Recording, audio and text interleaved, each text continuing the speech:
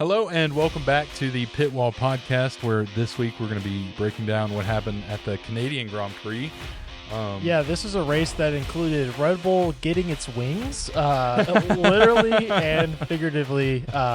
It was basically a bad day and a good day for every single team on the field. Yep. So there's a lot to break down. But first, let's get into a quick quali in 60. I'm going to attempt to use my watch this week. I know it's like, wow. I know. All right, here we go.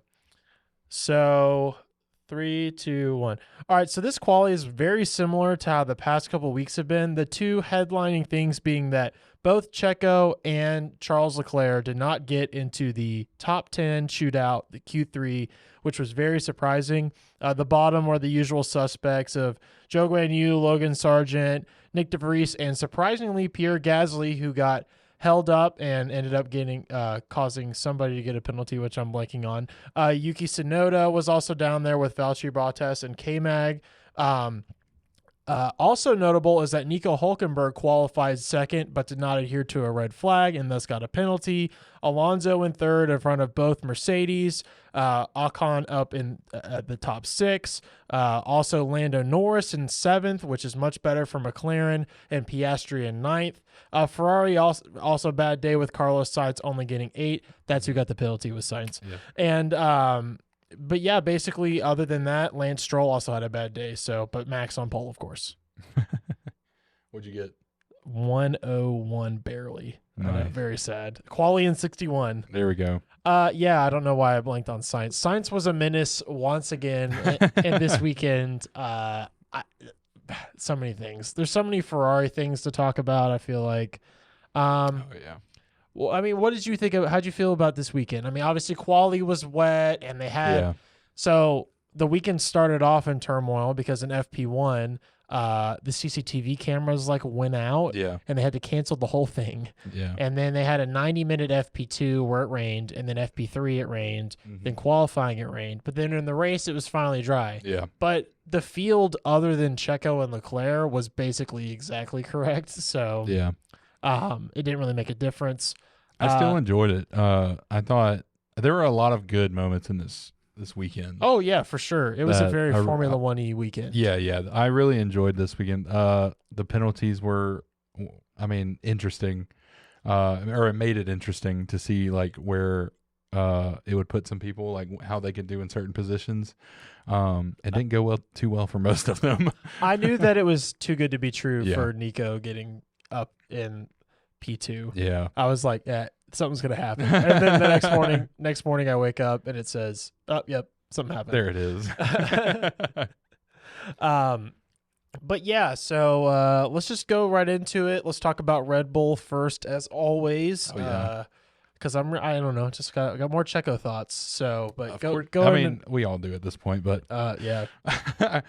So Red Bull does become the 5th constructor to join the 100-win club, which is awesome. Nice of you to show up. Huh? Nice of you to show up. Oh yeah. It's big props to the team and Max specifically because, just Max and Red Bull combined have just changed everything, bro. Yeah. It is too dominant at this point. I'm starting. It's worse than, I don't know. I'm on the other side of it, so I sound biased, but I feel like it's worse than Mercedes. I had this written down. If you thought that, because I think it is, because Red Bull has won every single race. It doesn't usually happen. And at this point, there's different types of tracks. There's street races. We have the circuit races, the different types of tracks that there are. Normally there's something that goes wrong for a team that is winning all these, and it hasn't. Yeah. Other than Checo. But you would think there'd be a pit stop, a crash, engine failure. It's just the perfect season. For Max and Red Bull, everything has been pretty much picture perfect. Except basically the only thing that you could say went wrong was in Miami, his qualifying, but he still won the race. So yeah. It's crazy. Max has led since halfway through Miami. When they said that, I got so depressed. I know. I wasn't, what? but I figured you were. But I heard that and I was like, no shot. So I went to F1stats.com and I was checking. I was like, what is this? And it said Checo had 21 laps in the Miami Grand Prix, and after that it was all Max. And I was like, wow, that's crazy. insane. like even from pit stops, he has enough time to stay ahead. So random thing that I find interesting. Yeah. They mentioned this, I think it was in qualifying. They said that on average, Checo has faster pit stops because he's better at hitting his marks, which I thought was very interesting. I know it's like a little thing, but I was like, That's interesting. Because like Max came in really weird for one, and he had like a 2.9 second stop, which is slow for Red Bull. I never really thought about that too much about like, because you think, oh, the pit crew did that, but like. Because if they're having to, they are in position to like just throw that wheel on in that position because they have, like you said, they have marks. But every if that driver's millimeter off by even a centimeter is like, oh, we have to adjust and get it on there still perfectly. And that costs a tenth. Oh yeah. I never really thought about that until I guess until you just said that. But one more question: do you know who the most successful team ever on the grid right now is? Oh, the most successful team right now? Yeah. No. Ferrari? No. McLaren? No. It's Williams. Williams should have got that. Williams. I know that. Williams. Yeah. Doesn't seem like it. I was looking up some like weird facts over the weekend, and I was like, wow. Nice. It's still Williams. How crazy to see them. They have 114 wins. Oh. Yeah. Dang, Mercedes doesn't have more than that? I kind of thought Mercedes we can fact check real quick if you'd like. Okay, so Dawson's wrong. I was right. Ferrari has 242 wins. Here it is. Okay. Okay. Ahead. Red Bull is wrong. Okay, actually. Oh, Red Bull is wrong? Okay, listen. I'm going to read you this short paragraph from Red Bull's Oracle Red Bull Racing's website on their Canadian victory. The 2023 Canadian Grand Prix represented the 100th win for the team, becoming only the 5th F1 constructor to achieve this milestone. Williams. I see where I got this wrong. You misread it. I misread it. Williams is the next most successful. So, ahead of Red Bull by one is Williams. And they have 100. My bad. That makes sense. No, that's not like that makes sense. I didn't see the next most. So, and Mercedes has 125 wins. They have 200 something podiums. Okay. So McLaren. So you were right. I just want to say I crushed my list. Hey, good job. You were right. I said Ferrari, McLaren, and that was 242, 183, 125, 114, which Red Bull could catch up by year's end. Yeah. Wait, no, they can't. There's less than 14 races. No. Wait, no, there's exactly 14 races left. Convenience. Oh, so they could be tied for. Yeah, because let's see, because that was the 7th race out of now. There's only 22. Mm-hmm. Yeah, so there's 15 races left. So they can pass them if they win every race. Even if they lose one race, they'll tie with them. Yeah. So all right, let's talk about Checo, and then I want to talk about. So Max won, you said. Yeah. And I want to talk. I have a specific point to make. So okay. So for Checo, started for B12, had a lot of ground to cover to make it back up for like another 1-2 for Red Bull, but ultimately just didn't happen. Finished P6, so it's still good points for the team, but it's. I'm interested to hear. I've got something written down, but. So I just want to let's start talking about the math. Okay. How soon can Max win the championship? I've been trying to figure it out. It's kind of hard to like know exactly, but basically Max has all the race wins bar 2. There's been 7 races. Yeah. So that means Max has 5 race wins this season.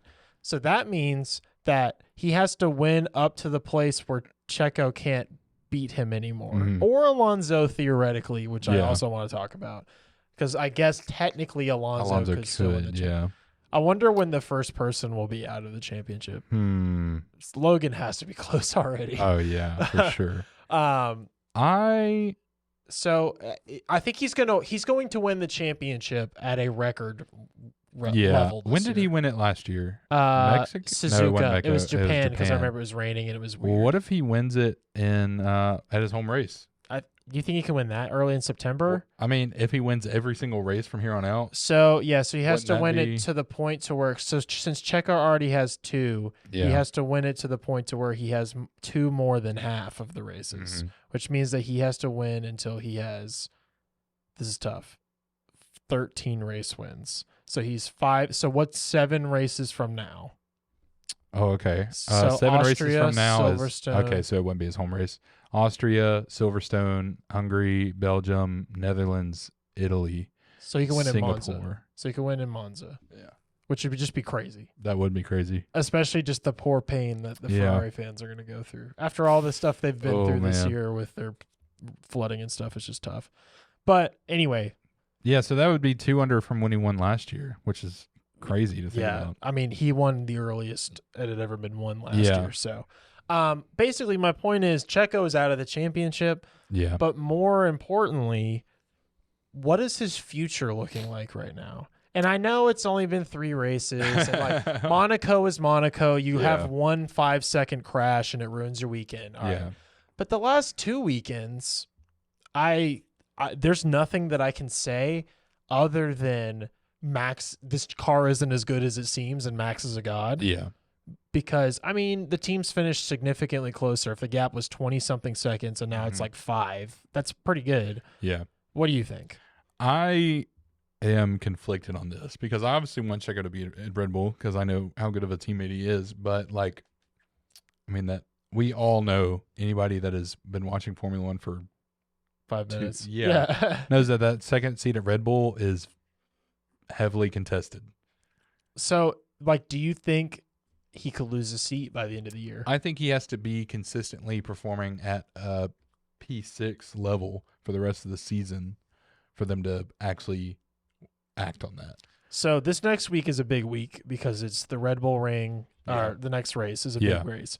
It's the Red Bull Ring and then Silverstone, which is, obviously what it is. Yeah. So, I think he needs to have a good week. He needs to have a podium at one of the next 2 races where he's going to be in some serious trouble because then the summer break happens and nothing good ever happens over the summer break. Mm-hmm. So I don't know. I mean, let's just say he continues this. Who is in his seat? Like, who do you think is in his seat? That's the thing. I haven't been able to really think. Only other person that I think they would. Okay, here's what I wrote down. Will Red Bull try to find a driver that turns it into an old Mercedes team with both drivers consistently competing for the title, as in the Raikkonen and Hamilton? Yeah. No. Hulkenberg? Sorry. Now you see Rosberg. Rosberg. Nico Rosberg. That's it. Gosh, Not so many Raikkonen. names. We know drivers. All right. We knew that was 3 drivers. No, I don't know. I mean, that's what they want. Obviously, that's what any team wants. But who is? To me, there's only 2 drivers on the grid that fit that. What that fit? Who would go? Who would compete consistently in that? If someone that had a Red Bull of that anybody, car, of anybody, or of anybody that could move? No. Oh no, just anybody. Oh. Like anybody on the grid right now, there are 2 people I could think of that would be Red Bull's perfect fit. I mean, if they could get Lewis or Alonso. That's what I was thinking. Yeah. Lewis or Alonso would be the only 2 that I think could fit better than Checo at the moment. I mean. But they're not going to get either. No, of course not. So. I mean, maybe Alonso in 2 or 3 years. Or how, yeah, it wouldn't be anytime soon. But I still don't think. They tend to like younger people. Yeah. So. That's true. That's true. I mean, they could. Nah, they wouldn't bring Nick. No. Well, that's a whole other thing. Is about Logan and what's going on. But here's what I mean, do you think Daniel Ricciardo has any shot of working his way up to Red Bull? Yeah. Because here's the thing. I think if Checo creates a void of a seat somehow, they can't get rid of him. Yeah. So he's obviously will end up at AlphaTauri. Yeah. So does that mean they move somebody up? Because like De Vries is doing a little better.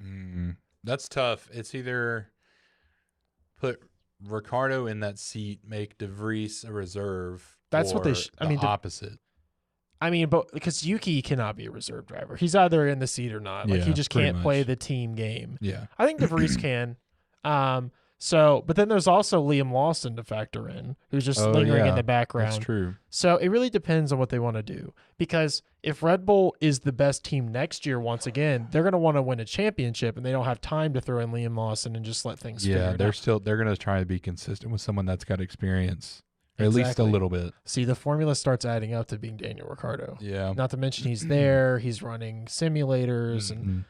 I mean, but then he confuses me because he goes and does this ESPN cast, which I haven't watched, but I recorded it to watch. Like the grandstand commentary is like, oh, is he just leaning into this now? So I really don't know. Well, I mean, as a reserve driver, as Red Bull's like reserved, I mean, he hasn't done much like, I mean, he's not at most races. So, True.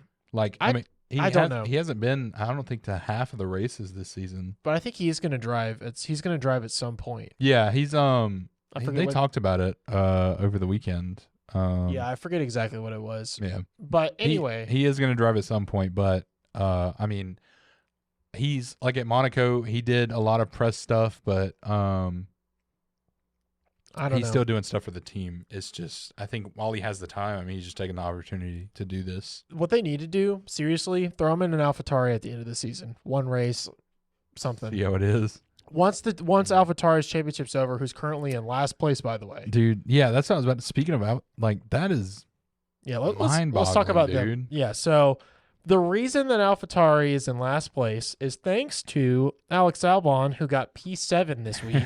Was just an incredible drive. The man was not going to let anybody by. That was 100% the driver in that situation. I know they had upgrades, but yeah, I mean, just an incredible drive.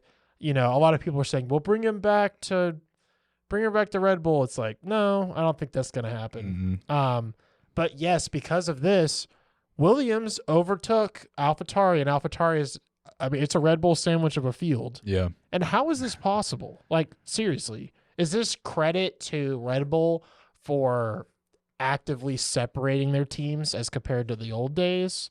Or are they just like slacking off with him? No, I think the first one is right. I think they are just making it a separate thing. I mean, obviously they did renew, or they haven't renewed yet, I guess, but talked about like, yeah, we're going to keep AlphaTauri as a sister team instead of like selling it. But I don't think like they have as much say, or they obviously have all the say, but I don't think that they're like caring too much right now. Like the Red Bull full team is caring too much about AlphaTauri. I think they're just letting them kind of deal with it at this point. Because I'm assuming, I mean, they're going to be running Ford engines. Yep. Like there's a lot of stuff that goes into this that I just wonder what the best decision is. But I mean, we can talk about how they finished. Yuki got P14 this week. Yeah, De Vries got P17. So, which actually was one of the, I guess, interesting parts of the race. He lost grip, missed a break point with Magnussen, and got thrown into a corner where Magnussen was just stuck behind him and wasn't reversing for a good minute. Yeah, that was. Yeah, I was just like watching Magnussen. I was like, it's like, can his car not like? Is it not hitting the gear, or like is he just sitting there? I guess they were like, I thought we were about to get a double DNF, but they both got out. So Magnussen finally got out, and then De Vries did, which I mean just put him in last. And that's where he stayed. Yeah, and K-Mag ended up in P17. I mean, you know, it was a good weekend for them. Turned bad weekend really fast. Yeah. I don't know. I just gave Checo credit too for not being the worst driver in the top three, and obviously my word matters. So of course. I don't know. I think if the hot topic is to talk about this, but you know, it's a little too soon to say anything about Checo. But I just fear the Red Bullness that happens. I love how your hands gravitated towards me. I fear it. I don't know. I mean, maybe if he realizes that he's lost, he'll chill out and but it's really his qualifying that's concerning.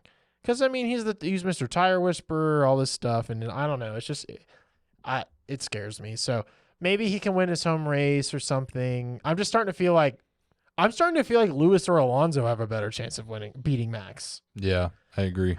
Which perfectly segues into my next thing. So Lewis got P3. He had a great start, got kind of screwed by a safety car that may or may not have been caused by his teammate. And my favorite moment of the weekend. So George Russell made me very sad because he hit in lap 12, he hit the wall of turn 9. And then with a little over 20 laps to go, he ended up having to retire the car. Just total mistake. I really appreciated how he apologized to everybody in his team. I thought that was cool. He went around to all his engineers and apologized. I thought it was cool. But really sucked because, I mean, Stroll was sucking as he always does. So Mercedes could have kept making up points. Yeah. But they lost like 3 or 4 points to Alonso, who had a great race, which you'll talk about in a second. But speaking of Alonso, so Lewis goes into pit under the safety car that his teammate caused. And when it happens, Lewis gets released, and you know what? I'm just gonna go with what the steward said, which is in a safe manner, despite what it looked like. And they cut to Toto, and Toto goes like this, like he's making fun of Alonso shaking the wheel. And the more I watch it, I think it's a totally fair tactic to just tap the brake a little bit and shake the wheel and be like, oh. Yeah. I mean, it's like, if you can dummy the stewards into giving a penalty, why not? Now, it wouldn't have mattered, but it was still very like, it was like, wow. I thought that was hilarious when I saw Toto doing that. These guys, he was just. Yeah, I agree that it was safe, though. It was close. It was very close. Yeah. But when you see, there's side angles you can watch. Yeah. So if you watch, you can watch the pit view on F1 TV. You can see it. There's plenty of room. Oh, yeah. But it was good. It was a good tactic. So how was Alonso's race? It was really good. He came home in second, so another good podium for the team. And he is now 15 points above Hamilton. But I don't know how long that's going to stay. I am very excited. You know, they didn't really get to test their car very well. I can't say we can accurately say what their car speed is. Mm-hmm. I will say, Alonso, you need to pump the brakes a little bit on all of this. We're going to crush the competition. That was our last race without a podium, which I was really mad because I thought George could keep him from getting a podium and I could really make fun of him. But, he's claiming that they're going to challenge the Red Bulls at Silverstone. That's what he said. He said, at Silverstone, we're going to win. I mean, they're still 10 seconds behind them come race finish. With a bird into the brake duct, which I made a joke about that Ryan Simmons, my friend, told me. But we can talk about that. And then Lewis Hamilton was 14 seconds behind Alonso at the race finish. Is that the race finish? I thought it was 4 seconds. Right here it says 14. Is that interval or is that? If it says plus, that's the overall. You're right. You're right. My bad. Okay. Yeah, I was gonna say you were right. My bad. So that was a bad track for Mercedes. Yeah. So all of the hype right now is around them winning Silverstone. That's as everybody's talking about that. I'm conveniently going to is. I don't know. If they pull that off, that'd be. Here's the thing. Cool. Like I said, go back and watch Silverstone from last year. Lewis is in a way worse car and got a podium, and just imagine what he can do. Him and this track have just won. So I'm trying as hard as I can not to get my hopes up, but seeing Lewis win for the first time in person since Saudi Arabia 2021 after all of this would just be such a healing process for me. But all the hype is around that. But Aston Martin also think they're going to win. Yeah. Because they're claiming that they've caught the gap. Like I saw something today that said that they think they're going to be faster than them. They have a fast car. They don't have a faster car. Yeah. They don't have a faster car than Red Bull, at least. I mean, I think Alonso. Do you think Alonso thinks he's in the championship fight still? I mean, because he was on the radio this race saying he probably has to have that mentality. That is true. That is 100% true. But he was on the radio saying, "I want to win the race, man," and I was like, Max is lifting and coasting too. Right? Like he's just they calm him down a little bit. But so I mean, in Alonso's point, I guess like I said, you have to have that mentality because he is P2 in the Drivers' Championship. He has to win. Even if it's not for number one, I still think he's going to try his hardest to be right under it. He might get a race win. What would be nice is if Red Bull's going to win every race, at least we can spice it up with one Mercedes and one Aston Martin win this year. The Aston Martin win would be huge, because it'd be the first, and Alonso and all this stuff, and obviously Lewis for fans like me. Yeah. But I just to keep it. I don't know. Everybody's saying that Lewis and Alonso are carrying the sport right now. And anyway, we mentioned it a second ago, but tell us about the bird. So at an early point in the race, Max came over the radio and just says, "I think I hit a bird," and I immediately started laughing. I did too because I was like, depending on where that will cause, where it hit, that will cause mayhem because dude could just have birds splattered over his visor, or it could be like it was stuck in a brake duct, and somehow the car was fine. Yeah, I don't understand. So I sent that bird specifically to slow Max down. That carrier bird made pigeon with a message straight for the brakes. that bird made a sacrifice for all of us, and he still won the race. And I don't know if you saw the picture of it. That thing is mangled up. Yeah. It was messed. I mean, as you would expect going into a brake duct of an F1 car, it got messed up. We're not going to show that photo. Yeah, or we're anything. definitely not going to. But it was yeah, it was something. I was very surprised to learn that later because I thought it just hit him and maybe had damage. But yeah. I didn't know where I didn't know where it had hit or landed. I don't think until they after knew. the race. Yeah. I'm sure he was complete, but we never heard the team radio saying my brakes are bad or something. Yeah. Of course. I think I hit a bird. Speaking of team radio, F1 TV and international broadcast, I have issue with you. I know what you're going to say. You're telling me that we got a Lewis, it's hammer time, and you didn't play it on the radio? Come on now. Are you kidding me? I saw that after. I thought it was a joke, and I looked it up, and it was real. And I saw that. So I was wanting sad. to talk about that as well. But also would have got my hopes up more than I had because I had given up that he was going to get P3 or P2. Yeah. So, which is a great place to be in considering how it's been. So, I'm really hoping for a title fight of 3 or 4 teams next year. That would be just insane. Imagine Alonso, Lewis, and Max fighting it out. It'd be insane. Anyway, moving on. I said Stroll barely got points. Let's talk about Ferrari. They're the last big team we need to talk about. Yeah. Well, Sainz started P11 and had a pretty solid race, I think, just from Ferrari in general. Good strategy, good pace. And Sainz came out P5. I think with the current field, that's probably that I would be happy with that result. Man, how has Ferrari lost so much ground to Mercedes and Red Bull? Insane. I mean, sorry, well, Red Bull, but Mercedes and Aston. They could have won the championship last year, I still think. And they just make mistakes. So Leclerc, they got P4. So he was being coached of how to drive faster than Sainz, which I thought was interesting. I actually disagree that they had good strategy this weekend. I wouldn't say they had bad strategy. They had good strategy for Ferrari this weekend. Yeah. But they're still arguing over the radio constantly about who's to blah, blah, blah. And they kept saying Sainz isn't going to challenge you. But, that might have been a mistake. Yeah. Because they might have been able to challenge for a podium. But they worked out. I don't even know if they meant to do what they did with the tire strategy. But they did use strategy to get up there. So I'll give them a neutral score on that one. That's fair enough. But the driver's still having to argue with strategists all the time is just an issue. That's true. So also, I mean, Sainz just constantly making mistakes, crashes, blocking people. It's just, I don't know what's going on with him. I really like Sainz, but there's some issues. He's being a menace. So, anyway, I want to talk about Lando. Okay. McLaren. Yep. Had to start at P7, rough launch. Piastri passed him. He was handed a 5-second penalty for unsportsmanlike conduct. Yep. Which, from what I've seen online, is because he was driving too slow during the safety car. Yeah. Which I think is correct. I saw no confirmation, but they didn't ever show a replay. Yeah.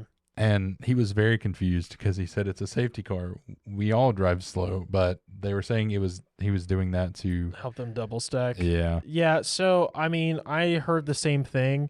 I also want to mention they put a stat on screen that says that McLaren have not scored points in Montreal since Jenson Button finished 4th and Kevin Magnussen finished 9th in 2014. That is a long time. And they were on for points with Lando, but the time. Yeah. And then also he had he had an unsafe launch from the pits this yes, week, correct? He almost got a penalty for that. That one was unsafe. Yeah, but he didn't get a he didn't get. I think it. Well, I was more worried about the Ferrari pit crew. I don't know if you saw them diving out of the way. Yes, from Lando. That was rough. It's amazing more pit people don't get injured. I mean, I know they used to, but it doesn't seem possible to me. Yeah. But I mean, the drivers have great control over their cars, so even if it's a close call to them, it's normal. Yeah, it's normal. So I talked about Albon. Let's talk about Logan. Yeah, man. So he was out in lap 7 of the race due to, I still cannot find it. I can't either. I have looked everywhere for the reason. The only thing that we have is critical issues in the car. He came over the radio saying, stop the car, message critical, and that's it. We don't know anything else. We weren't told anything. I looked on Williams. There's no race recap, like, at all. Yep. I don't know what's happening. Maybe they'll say when the Vals. Yeah, that's what I'm hoping for. But there was like nothing on. They had stuff about Albon winning, but nothing about Logan other than like they have this feed on the side that shows lap by lap what's happening. I mean, that's what I would do if I was the PR person too. Hey, look at Albon. He's seventh. That's fair. Look. But he was gutted, of course. He didn't even know what was going on when he talked to the press. So I don't know if it's like secret. Or maybe like something really bad happened and they're like, we can't, this is something like we can't replace yet, or like.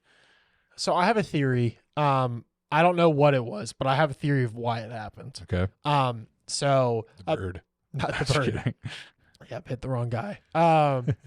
So I mean, I guess if Max had already passed him, he would have passed parts him of the bird just flies out the back. I mean, it was around the same time. All right. Anyway, so basically, before the race, before even the TV coverage started, well, the pre-show was on if on TV. Were taking Alex Albon's car apart on the grid. They had the entire engine cover off. I theorized that while they had to spend so much time getting his car ready, that they missed something simple during the setup process, like maybe a sensor or something they would normally check.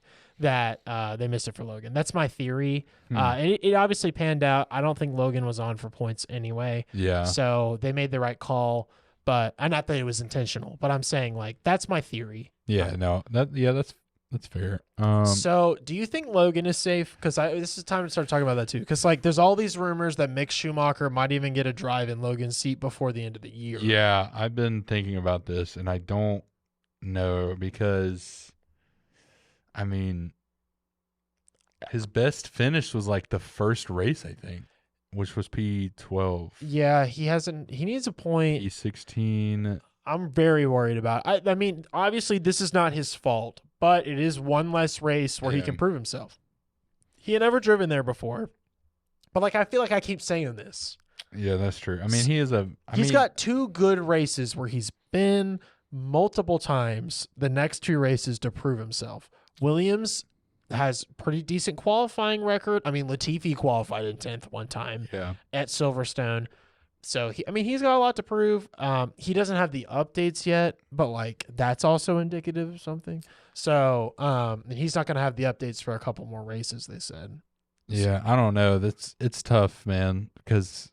I mean, objectively, putting Mick Schumacher in is a good idea. Is not a good idea? No, is a good idea. Oh, is a good idea. You can't lose any problem. There's no issue. Like, you're there's not no going to lose points from it because, like I said, like I did just check, he got P12 the first race, P16 two or three races, and P20 the rest. So or just last. I mean, if he goes to where there's only a third left in the season, why not try Mick Schumacher?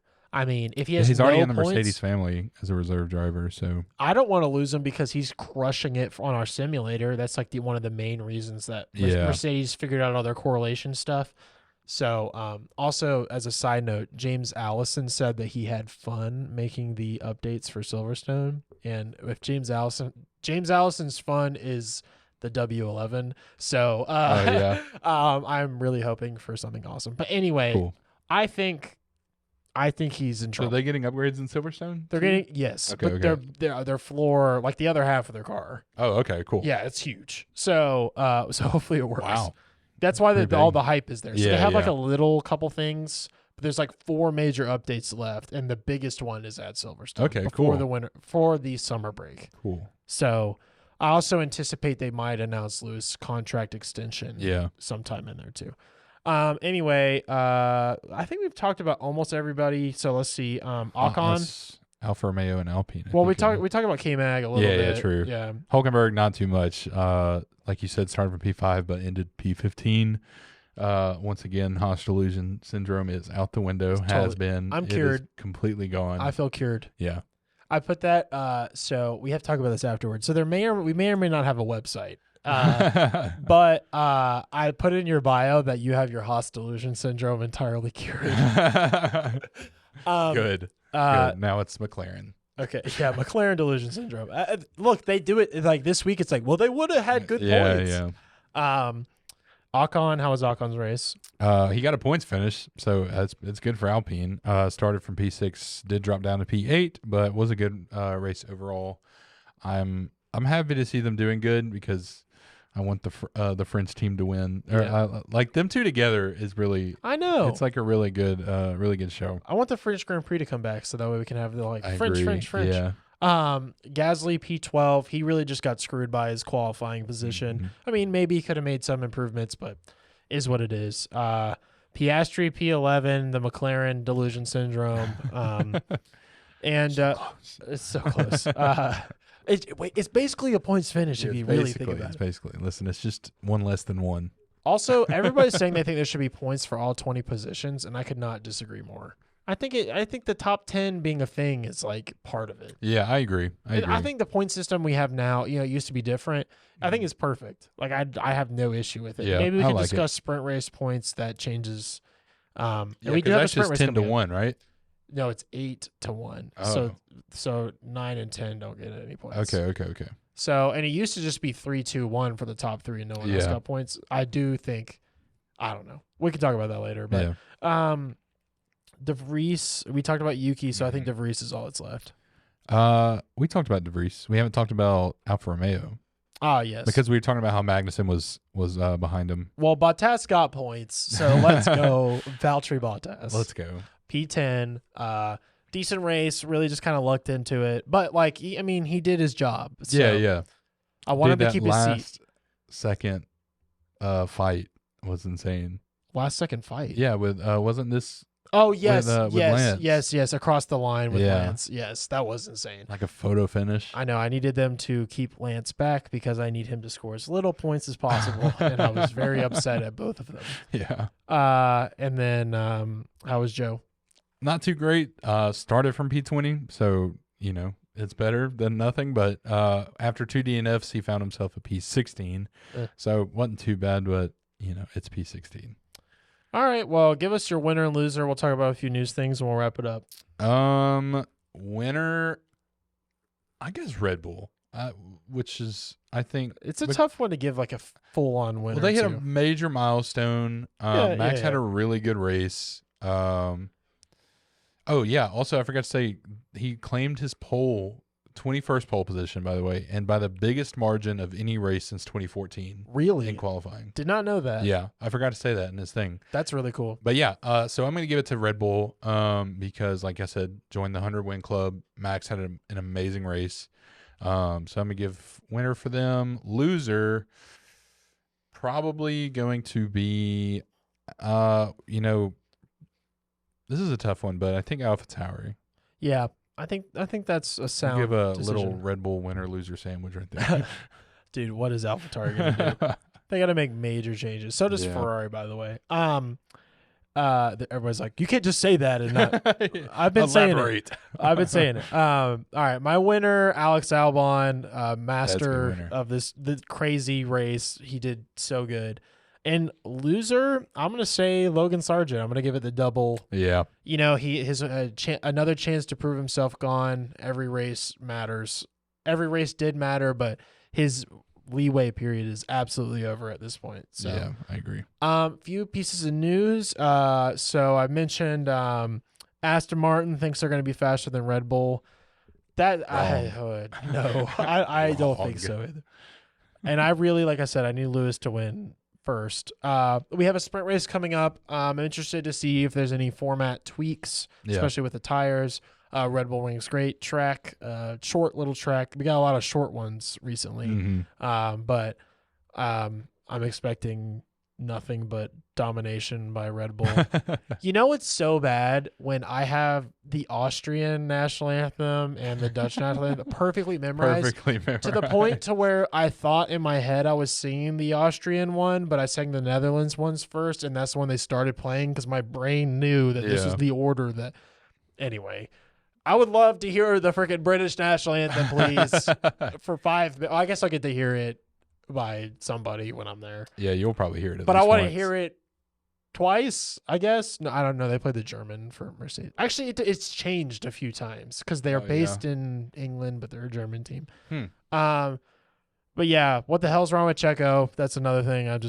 Keep that in the back of your mind. We'll see what happens. Yeah, as we go forward, this is going to be a big. I think this is going to be a big decider these next few races for Red Bull. Yeah, it's good. There's a lot. Right when I say there's going to be no silly season, it just starts popping off. So yeah. Things are starting to click. But they won 2 seats that are secure, as that Gunther says he wants both Haas drivers back. So really, yes. So that takes away some major stuff. So basically, Daniel Ricciardo is not going to drive, or is going to drive in a Red Bull seat of some variety. Yeah. So I don't know why everybody's so obsessed with him coming back, because I am too. Ricciardo. I don't know why, but I just think imagine Max. Imagine if they're going to win again next year. Let's just throw it out there that they might win again next year. I hope not, but they might. Imagine constructors champion with Max and Ricciardo. Oh yeah. Because I think that's what Horner always wanted. Oh yeah, Ricciardo and Max were his dream team. Yeah. He was even saying stuff like that. Yeah, for sure. When he left, we wanted him to stay for as long as we could have him. Also, did you hear that Horner almost went to Ferrari? Did you hear about this? Yeah, I did. And I thought we talked about it last I don't think so. Oh, okay. And they Dr. Marco had to literally beg him to stay. That's crazy. But also, I think Horner wanted to be like, well, I could do it anywhere. He could. I mean, it could have been a little money scheme. But I think the word begging makes me think he was actually going to go. Because everybody, it's like, that's true. I don't know. It's like, Ferrari needs a good they want that winning principle. Ferrari needs Christian Horner or somebody to go in there and fire everybody and just build knock everything heads from the ground up. Yes. Yeah. That's what Horner did with Red Bull. So yeah, that's true. mean, basically Red Bull is all a credit to Horner. I mean, there's great drivers, Vettel, Mark Webber, Daniel Ricciardo, Max Verstappen. There's plenty of great Checo. Horner makes the tough decisions that no one else wants to, and he'll make a rash decision if he needs to as well. I mean, he'll risk it. I mean, getting rid of Gasly was the right decision. Yeah. Did it suck? Do I feel bad for Gasly? I mean, I did, but no, I don't really feel that bad for him. But he's got a good spot with Alpine now, I think. Yeah, and I think all the teams are kind of finally squared away. Other than I don't know who Ferrari's long-term leadership is, but everybody else. That's true. Basically, it comes down to who's the Red Bull long-term seat, and then will Aston Martin get rid of Stroll to actually try to win a constructors championship, which they won't. No, they won't. I could easily see if Red Bull just screwed up, Alonso winning the drivers and Mercedes winning constructors. That could easily happen. Oh yeah. I don't think Lewis would give it up that easily, but you know what I'm saying. Yeah. Anyway, that's probably been enough. Thank you so much for listening. Subscribe at the Pitwall Pod, all that good stuff. Message us. And we'll see you on the next one. Yeah, check out all of the socials as well. We've been putting a lot of good content out there. So yeah, and look out for some interesting content coming in a few weeks to my trip to England. So heck yeah, the I don't know. I was gonna say the motherland. It's the fatherland, I guess. Because there's a king now. Yeah. Anyway, the home of Formula One. Well, that's actually debatable. Anyway, all right. Well, goodbye. Crickets. Bye.